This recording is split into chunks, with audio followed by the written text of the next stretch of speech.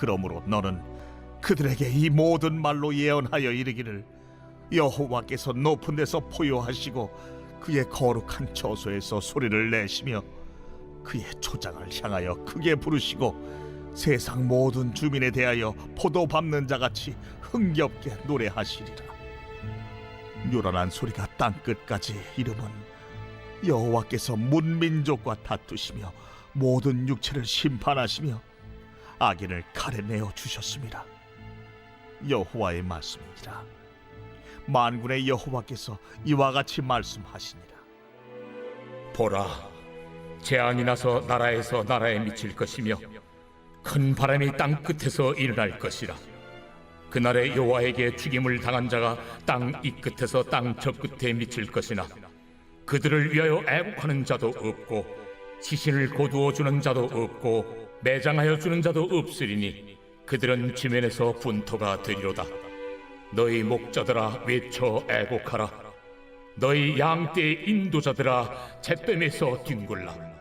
이는 너희가 도살당할 날과 흩음을 당할 기한이 찼음인즉 너희가 귀한 그릇이 떨어짐같이 될 것이라.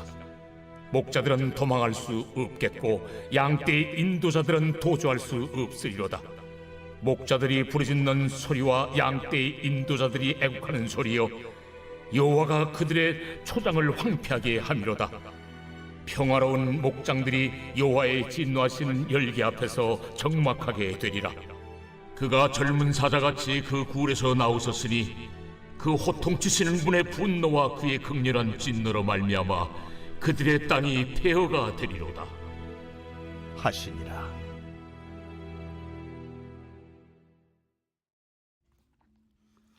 (10월 26일) 더 베델교회 토요일 새벽예배 말씀입니다. 여러분은 살면서 가장 크게 소리를 지른 적이 언제였나요? 혹은 가장 큰 소리를 들은 적은 언제였습니까? 소리를 질렀다면 그 이유는 무엇이었나요? 누군가를 돕기 위함이었습니까? 혹은 행복한 비명이었습니까? 아니면 분노, 화남 때문이었습니까? 많은 경우 우리는 두려울 때, 화가 날 때 소리를 지릅니다.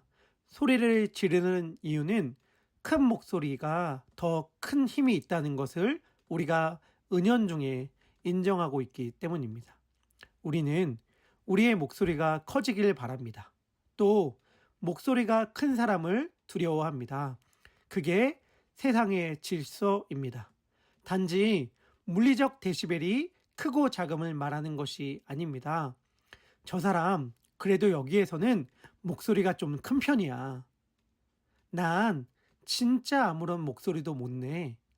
이럴 때 목소리는 영향력을 의미하는 것입니다.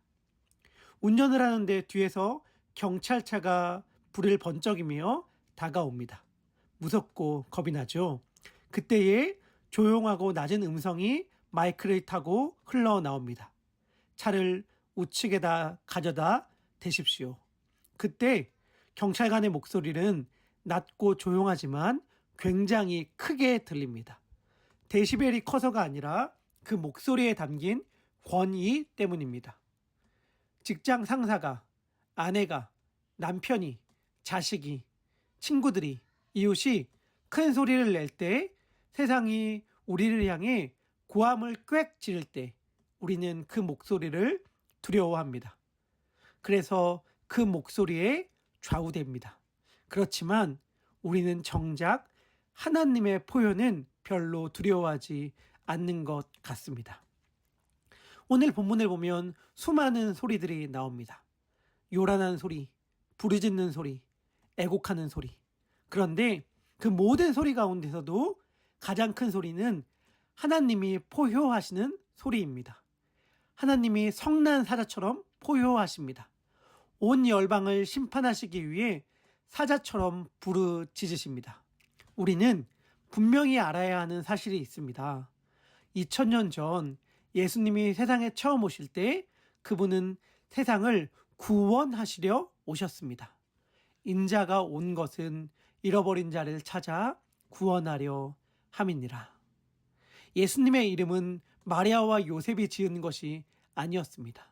그것은 하나님이 지으신 이름입니다. 예수라는 이름의 뜻은 자기 백성을 그들의 죄에서 구원할 자라는 뜻입니다. 예수님은 자기 백성을 구원하시기 위해 이 땅 가운데 오셨습니다. 그런데 그분이 다시 오실 때, 재림 때에는 그분은 구원하러 오시는 것이 아닙니다. 우리는 사도신경을 통해 날마다 고백합니다.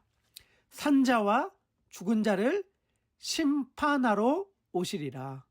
예수님이 이 땅에 처음 오셨을 때 그분은 도수장으로 끌려가는 어린 양처럼, 털 깎는 자 앞에서 잠잠한 양처럼 입을 열지 않으셨습니다. 그렇지만 다시 오실 예수님은 사자처럼 포효하실 것입니다. 요한계시록 5장 5절은 그분을 유다 지파의 사자라고 말합니다. 그분이 온 세계를 진동하며 포효하는 모습은 어떤 모습일까요? 그리고 그분이 그렇게 포효하실 때 그분 앞에서 우리들은 어떤 모습일까요? 그 앞에 두려워 바들바들 떨고 있을까요? 아니면 흥겹게 노래할까요?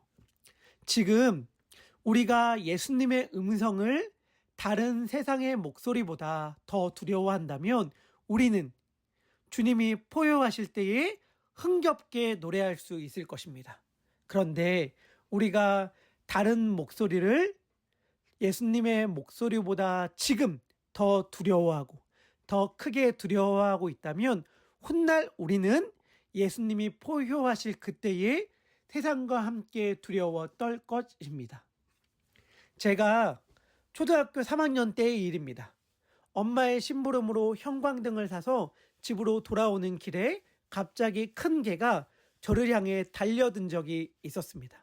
아니, 그때 저는 저를 향해 달려든다고 생각했습니다.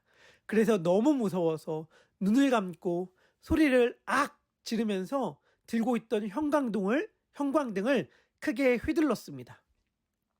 몇 초가 지났을까요? 제가 살짝 눈을 떠보니 개는 저 멀리 주인과 함께 있었고 골목에는 정막만 가득했습니다. 너무나도 어색했던 저는 서둘러 집으로 뛰어 들어갔습니다.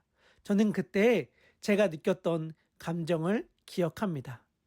우리의 현실은 마치 그때의 어린 날 제가 경험했던 것처럼 성난개가 우리를 향해 달려드는 것 같이 경험될 때가 있지요. 우리를 향해 사나운 이빨을 내밀고 물어뜯을 것처럼 마구 달려듭니다. 그런데 사실 그때의 그 개 뒤에는 그때 우리의 뒤에는 사자이신 예수 그리스도가 계십니다.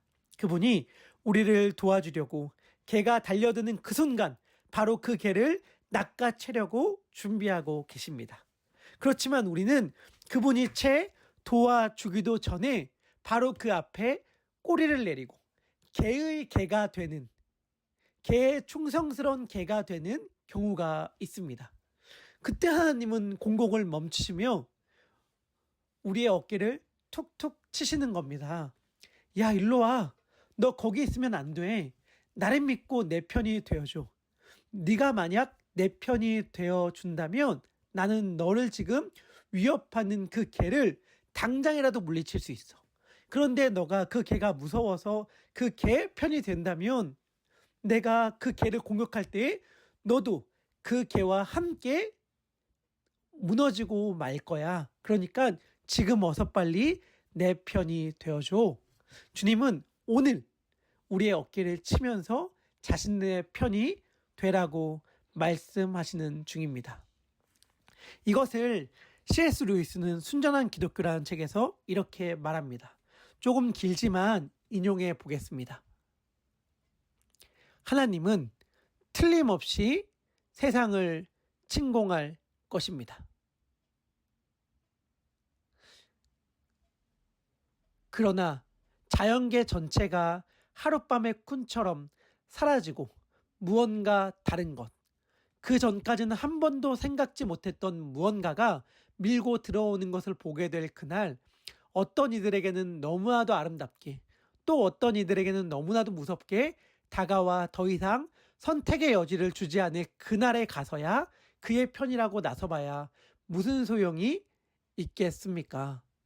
그때 하나님은 변장하지 않은 모습으로 나타나실 것입니다. 그 모습은 너무나 압도적이어서 피조물들은 저마다 거역할 수 없는 사랑에 뒤덮이든지 거역할 수 없는 공포에 뒤덮일 것입니다. 그때야 어느 편에 설 것인지 선택하려 들면 이미 늦습니다. 일어서는 것이 불가능해진 상황에서 엎드리겠다고 말하는 것은 쓸데없는 짓입니다. 그때는 선택의 때가 아닙니다. 그때는 우리가 참으로 어느 편을 선택했는지 드러나는 때이고 우리가 그 사실을 전에도 알았는지 몰랐는지 깨닫게 되는 때입니다. 지금 오늘 이 순간에야말로 오른편을 선택할 수 있는 기회의 때입니다. 하나님은 바로 이 기회를 주시려고 잠시 지체하고 계십니다. 그러나 영원히 지체하지는 않을 것입니다.